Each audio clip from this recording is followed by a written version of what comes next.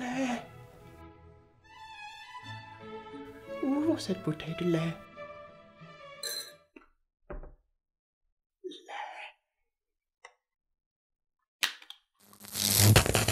Putain, mais t'es qui toi? C'est moi, Calciumus, le génie du lait. Le génie du lait. Comme l'impression que t'es un petit peu largué entre lait cru, lait pasteurisé, non? Ouais, mais qu'est-ce que tu fous chez moi? Eh ben je vais t'apprendre des tas de trucs, mon petit lapin. Ok. D'abord ça dégage. Alors tout ça c'est très simple. C'est une question de température. On a Hortense, qui produit du lait.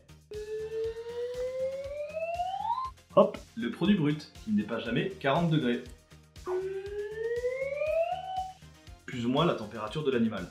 Il est composé de plein de bactéries. Germophobe comme t'es, tu vas me dire « Ah, c'est dégueulasse !» C'est vrai, c'est un peu crade, non? Ah ben non, justement, c'est des bonnes bactéries. Elles sont responsables du goût, de l'odeur et de la particularité des différents fromages. Ça, c'est pour le lait cru.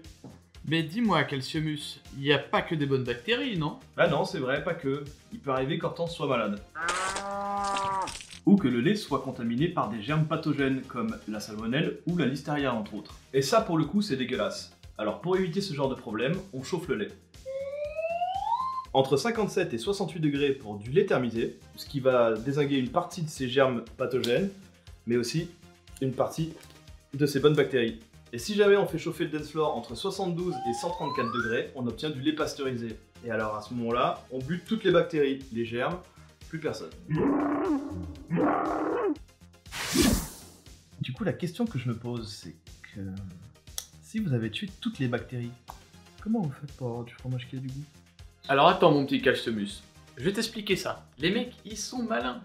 Ils vont rajouter dans ce lait pasteurisé des bactéries de synthèse pour créer de manière artificielle le goût et l'odeur. En fait, le lait pasteurisé, c'est très pratique pour les industriels. On peut transformer du lait cru contaminé en lait pasteurisé. Ou alors acheter du lait moins cher, de moins bonne qualité, dans d'autres pays par exemple. Alors que le lait cru, il a une durée de vie courte, environ 3 jours.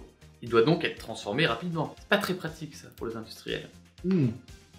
Du coup, les fromages au lait pasteurisé, c'est plus safe pour la santé. Bah détrompe-toi Calciumus. De toute façon, le risque zéro ça n'existe pas. Moi je dirais que c'est surtout une histoire de lobby. Les anglo-saxons sont majoritairement contre le lait cru. Et si on prend l'Australie par exemple, et ben eux, ils l'ont totalement interdit sur leur territoire. Ce qui est sûr, c'est qu'un fromage au lait cru se défendra mieux face à une contamination.